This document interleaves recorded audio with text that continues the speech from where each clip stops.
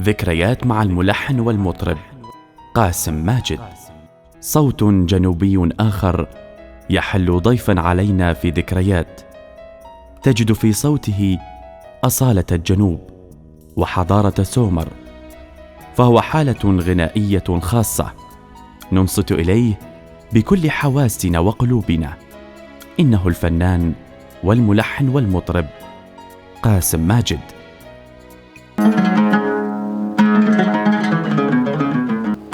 لا تقولون الجرح نتقاسمه، أنا بالحب صاحب تجربة،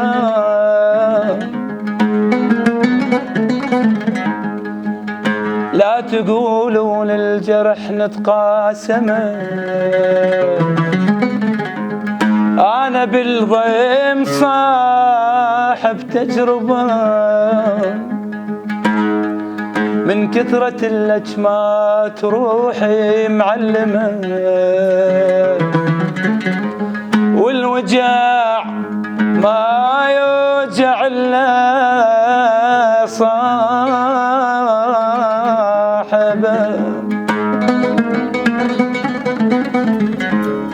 ولد الفنان قاسم ماجد في بغداد عام 1969. نشأ في بيئة شعبية تعشق الفن.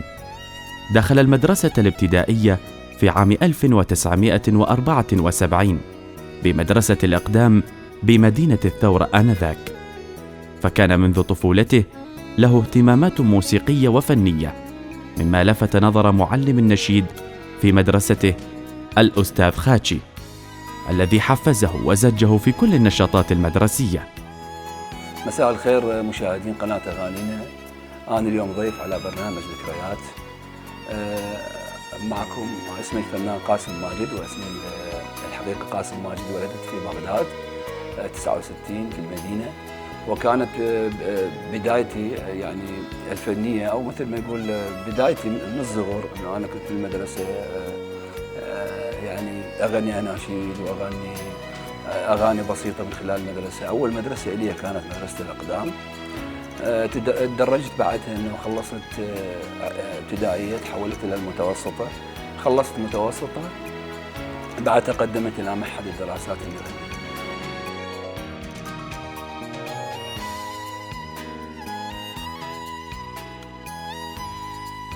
والحقيقة معهد الدراسات النغمية لي قصة وحكاية طويلة مع المعهد. أن أنا اعتمدت قبل لا أروح للمعهد أنا أطور نفسي وأثقف نفسي. يعني المعهد كان يعتمد على معرفة المقام العراقي وقراءة المقام، فحاولت أتعلم. رحت اشتريت كاسيتات المرحوم شعوب إبراهيم بصوته وغناء يوسف عمر المرحوم يوسف، وحاولت أتعلم على أقدر ما أعرفه من خلال عمري كان ذاك الوقت. تسلحت تقريبا بشكل بسيط. رحت للمعهد، اختبرت للمعهد كأي طالب، وقبلت من كانت اللجنة الأستاذ روح الخماش المرحوم جلال الحنفي، وكان رقم 18. وكنت فرحان جدا بالمعهد ومهيئ نفسي ومشتري ملابس جديدة، وقبلها أن اشتغلت كثير بالعمالة على ما اشتري ملابس. وتفاجأت انه هو ورا اسبوع جيت للمعهد، فاجأت انه اسمي ماكو. فتعرفون انا صغير ما عندي يعني لا اعرف احد وجاي من منطقه بسيطه شعبيه. فحاولت اروح للعميد اقول له استاذ ودكتور، انتم قبلتوني وكذا كذا وانا زين واختبرتوني، ليش اسمي ماكو؟ طبعا هو تعرفون ذاك الوقت يعني انا صغير، فما يعني ما يهتم بي لين ما يسمع لي. فحاولت احتك بالاساتذه، رحت للمرحوم شعوب ابراهيم الله يرحمه، فقلت له استاذ انا طالب كذا كذا الموضوع. قال لي يلا خلينا نسمعك، خلينا نشوف اذنك. فغنيت له حررت له المخالف و يعني شاف اذني اخذني بيده الله يرحمه، اخذني بيده للعميد. قال له يا اخي انت ليش ما تقبل هذا الطالب؟ هذا طالب زين ويغني زين واذنه زينه ويفتهم بالمقام. فقال له ان شاء الله ان شاء الله، وتلغمطت ان شاء الله.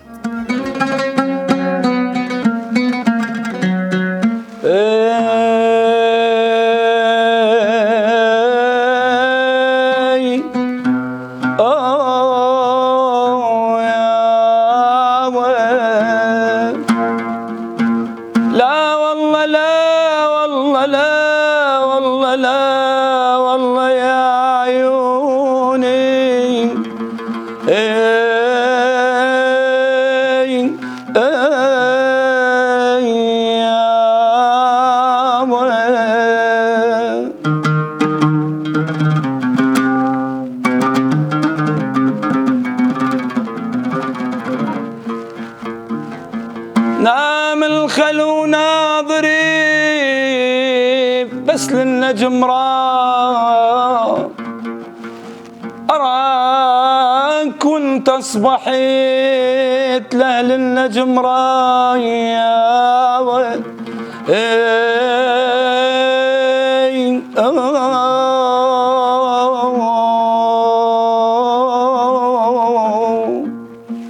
بعدين انا رحت الفنان حسين اسماعيل امسي عليه، همينه سمعني وقال لي انت حرامات يعني ما قبلوك. المهم اخذت بعضي قولت الناس ومشيت. انتظرت السنه القادمه هم اقدم المعهد دراسات النغميه، وقدمت المعهد دراسات النغميه، وهم انقبلت وهم شالوني.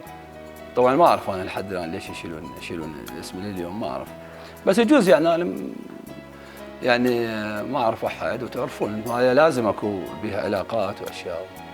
بالمناسبه هاي الحادثه ما خلتني لليوم يعني اي معهد او كليه، والحمد لله ان كلهم اعرفهم اصدقائنا الاساتذه، لليوم ما اتوسط الواحد بمعهد فني او بكليه. انتمى إلى مركز شباب فلسطين مع مجموعة من الأصدقاء، والتقى لأول مرة بالأستاذ العازف وليد حاتم عازف الجوزة، فنصحه أن ينتمي إلى فرقة الشباب، ونجح بالاختبار على يد الأستاذ سرور ماجد، وأصبح منشدا بالفرقة النغمية.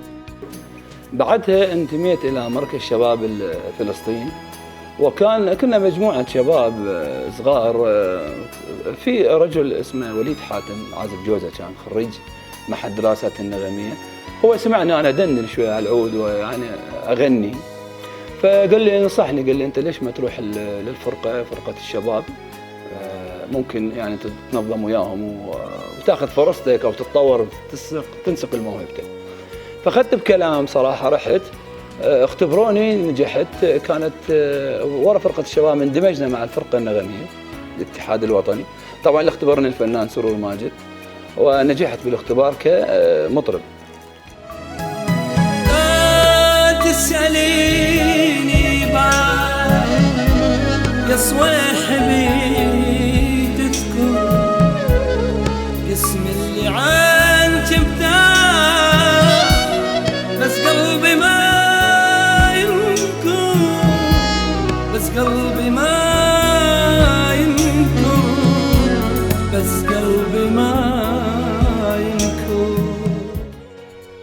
طلب منه الأستاذ فاروق هلال أن يصبح ملحناً لإعجابه الكبير بألحانه آنذاك، فأعطى لحناً للفنان الشاب سعد عبد الحسين، ومن بعدها لحن للفنان حسن بريسم أغنية نار بوجنتك.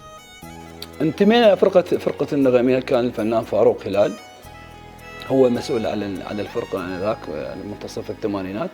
فبقيت أنا منشد يعني منشد بالكورس لمدة 5 سنوات بالفرقة.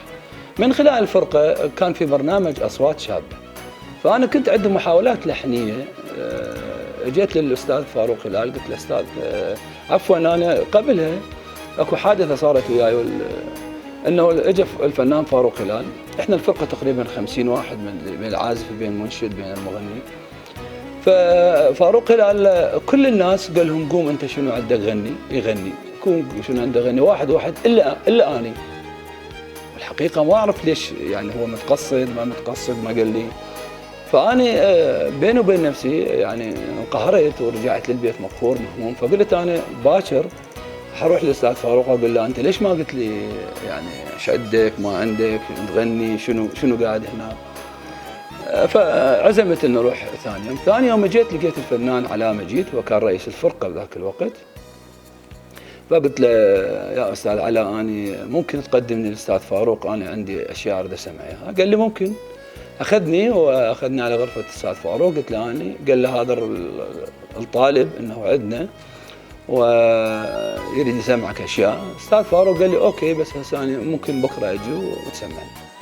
ثاني يوم همينه حاولت أجي من وقت علشان أشوفه الأستاذ فاروق. أجيته هو تذكرني قلت له أنا قاسم ماجد أستاذ اللي عندك الفرقة يعني ممكن أسمعك. قال لي أنت تعزف عود؟ قلت له إيه أنا أعزف عود. قال لي أوكي جيب عودك وتعال. رحت جبت عودي للأستاذ فاروق وسمعته ألحاني يعني الألحان البسيطة بذيك الفترة يعني 1 2.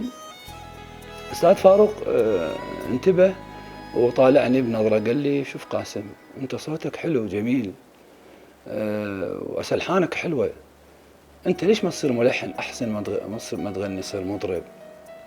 قلت له والله أستاذ أنا بعد ما محدد مسيرتي، يعني ما أدري أغني ما أدري ألحن شنو. قال لي أوكي هسه نجيب هذا اللحن نعطيه لواحد وإحنا بعدين نتفاهم وياك. أوكي اعطيت اللحن، كان كلمات فالح حسون الدراجي، أسند إلى الشاب سعد عبد الحسين.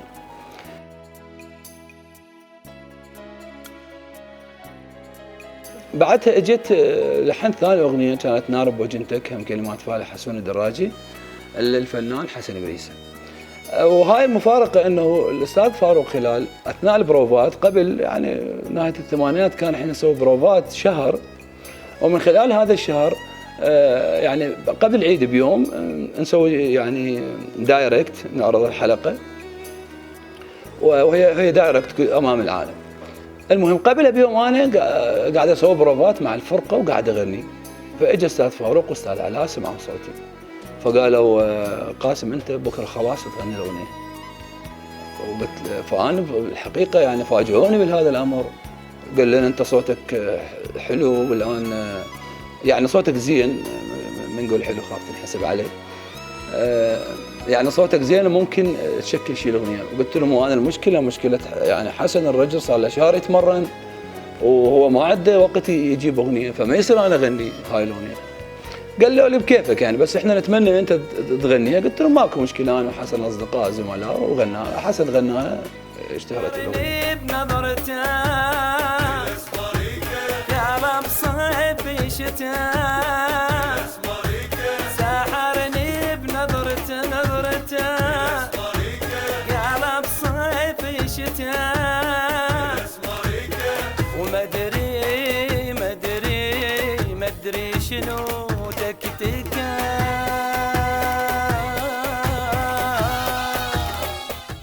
بعدها شافني الفنان علاء مجيد قال لي قاسم من الفنان رياض احمد انعجب هذا اللحن ويريد منك لحن.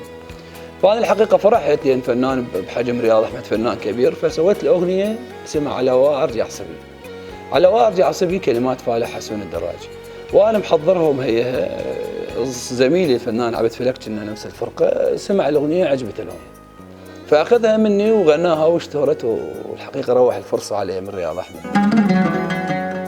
علوا ارجع صبي علوا علوا علوا احبي حبي علوا علوا علوا ارجع صبي علوا علوا علوا احبي حبي علوا علوا نرد للطفولة كل شي بقلوبنا نقوله علوا نرد للطفولة كل شي بقلوبنا نقوله علوا يرد العمر علوا علوا يرد العمر علوا.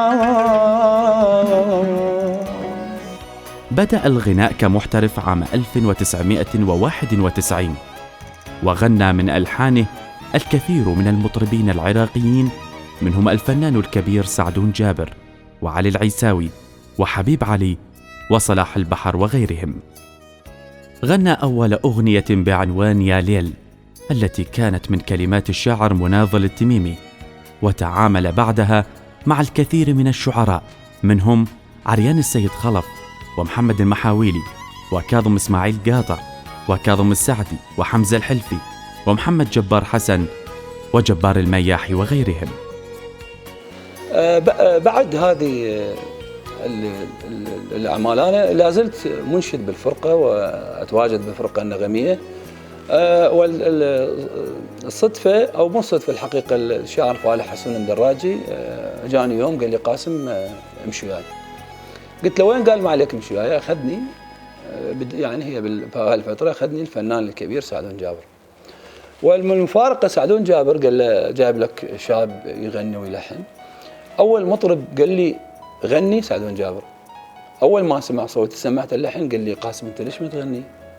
يعني وهذا يعني شيء جميل وطيب من الفنان الكبير سعد النجار. المهم انا كنت مشتغل اغنيه اهل المجر يصيحوا اللي يشردون من اهل المجر، يعني هي من الفلكلور بس انا عديتها بشكل حديث، واخذ الاغنيه واعطاني اعتقد 150 دينار بوقتها عراقي. انا الحقيقه فرحان لانه تعاملت مع نجم مثل سعد بن جابر. جيت للفرقه ما اقدر اقول انا لحنت سعد بن جابر او اعطيت عمل سعد بن جابر، لانه يجوز ما يصدقوني. انا منشد هسه بادي بلحن لحنين وسعدون فنان كبير واسم. لحين ما طلع سعدون احد اللقاءات قال انا تعاملت مع شاب اسمه قاسم ماجد. صيحوا اللي يردون من أهل المجا أفوق شماتي علي أهل المجا، لوموا اللي يردون من أهل المجا كثروا شماتي علي أهل المجا، مرا من يم وفات 7 من ضلوعي مات، حاكيهن ميتة حاكن مدري ايش ردن علي، يصيحوا اللي يردون من اهل المجال. بعدها قدمت للاذاعه والتلفزيون ودخلت لجنه، وكانت رئيس اللجنه الفنان الكبير طالب القروي، اتمنى له الصحه والسلامه الان. وسمعوا صوتي، من خلالها جازوني مطرب وايضا ملحن، لان انا يعني اساسا اغانيه اجت للاذاعه، يعني دخلت للاذاعه والتلفزيون قبل لا اجي اخطب. المهم انا يعني بهاي الفتره حتى ايضا كنت ملحن الفنان علي عيساوي، كنت رياض كريم الله يرحمه. فاول اغنيه كانت لي اسم الصدى، برنامج كان يعد الفنان يحيى الجابري وهي كلمات الشاعر جليل صبيح. يعني من خلال البرنامج قدمتها، كان ايام عيد. بعدها 3 اعمال، خيبه وظني، طالب الدراجي، تعاملت مع يا قاسي عليه العزيز الرسام، تعاملت مع اهل المجر هو فالح حسن الدراجي عدها. بهاي الفتره انا ايضا ساهمت يعني براس شباب مطربين، لكن للاسف يعني هم يشوفوني بالتلفزيون، يعني ما اعرف الناس اللي تقدم لهم شيء ما يذكروك. يعني انا يمكن من الناس اللي يعني هو عتب، ما لا يعتبروه الناس، ولا عتب وتذكير، لان الان من انا اتذكر اسم الشاعر والناس اللي وقفوا وياي، وهي مسيره، يعني الانسان اللي عنده مسيره لازم ناس توقف وياه، ولازم ناس تدفع، ولازم ناس تساعد. غادر العراق متوجها إلى عمان في عام 1997 كأي فنان عراقي يبحث عن فرصة أفضل، ومن ثم أحيا الكثير من الحفلات في رومانيا وفرنسا، واستقر أخيرا في مملكة البحرين. بعدها غادرت خارج العراق 1997، وكانت سفرتي الأولى تعرفون أنتم فترة بالتسعينات حصار، وإحنا نبحث شباب عن فرصة، ونبحث عن نحقق شيء، نحقق ذاتنا على الأقل فنيا. فخرجت أول خروجي إلى عمان، بقيت بعمان فترة، ثم طلعت إلى رومانيا، قمت أكثر من حفلة للجالية العراقية، وهناك يعني في ناس حقيقة هم ساعدوني، يعني هم وقفوا وياي مثل حيدر العريان ورياض وعلاء بناي، يعني هم وقفوا وياي مثل ما وقفوا فاروق هلال، ولازم نذكر هاي الناس هم. من خلال رومانيا، بعد رومانيا انتقلت إلى فرنسا، بقيت تقريبا شهر، عملت حفلتين هناك، ورجعت إلى عمان، بقيت فترة بعمان، رجعت إلى بغداد. من رجعت إلى بغداد سجلت أغنية شلونك يا عراق، كلمات فالح حسن الدراجي، والموال كان إلى باقر جعفر العراقي. بقيت تقريبا سنتين سنة العفو بالعراق، رجعت طلعت إلى عمان، وبقيت تقريبا سنة إلى عمان، بعدها رحت إلى مملكة البحرين. شلونك يا عراق الضي، شلون الشمس والأشجار،